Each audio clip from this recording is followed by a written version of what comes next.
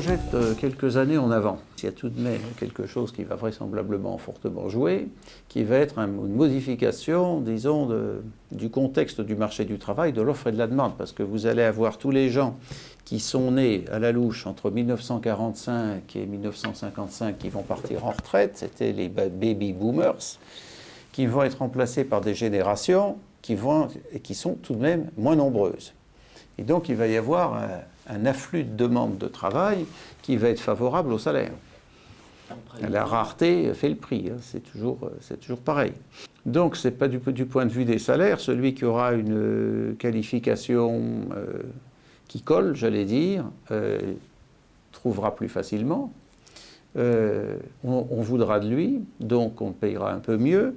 Et je dirais, troisièmement, on sera sans doute moins regardant, moins, j'allais dire, paranoïaque sur le type de gens que l'on recrute. Parce qu'on recrutera, parce qu'on a besoin de recruter. Et s'il faut le former, on le formera. On ne cherchera pas le type dont on pense que pile poil il va aller sur le poste. Donc tout dépend de la situation du marché du travail. De ce point de vue-là, les choses changent.